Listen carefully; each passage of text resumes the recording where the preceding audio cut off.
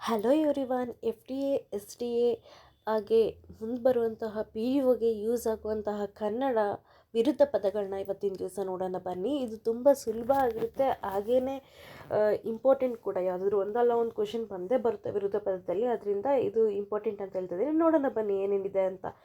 So ನಾನು ಡೈರೆಕ್ಟಾಗಿ ಹೇಳ್ಕೊಳ್ತಾನೆ ಹೋಗ್ತೀನಿ.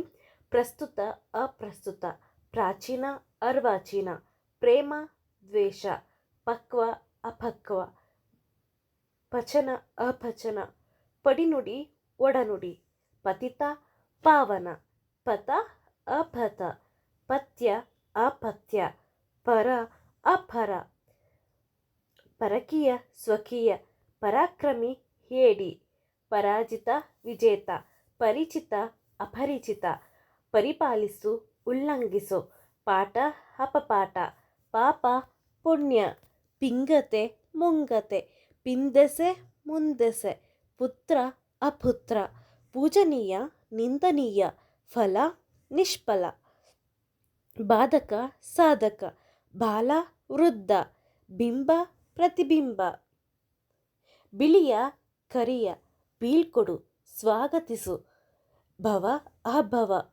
ಭಾಜ್ಯ, ಅವಿಭಾಜ್ಯ, ಭಿನ್ನಾಭಿಪ್ರಾಯ, ಏಕಾಭಿಪ್ರಾಯ, ಮೃತ್ಯು, ಪ್ರಭು, ಮಂಜುಳ, ಕರ್ಕಶ, ಮಂತ್ರ, ಕುಮಂತ್ರ, ಮತ, ಕುಮತ, ಮಲ, ನಿರ್ಮಲ, ಮಾತು, ಮೌನ, ಮಾನ, ಅಪಮಾನ, ಮಿತ, ಅಮಿತ, ಮುಖಸ್ತುತಿ, ಮುಖಭಂಗ, ಮುನ್ನುಡಿ, ಹಿನ್ನುಡಿ, ಮೃತ್ಯು, ಅಪಮೃತ್ಯು, ಮೈಮರೆ, ಎಚ್ಚರ, ಮೌಲ್ಯ, ಅಪಮೌಲ್ಯ, ಯಶ, ಅಪಯಶ, ಯಾಚಕ, ದಾನ, ಯೋಗ್ಯ, ಅಯೋಗ್ಯ, ಯೌವನ, ಮುಪ್ಪು, ರಕ್ಷಿಸು, ಶಿಕ್ಷಿಸು, ರಚನೆ, ನಿರ್ರಚನೆ, ರವ, ನೀರವ.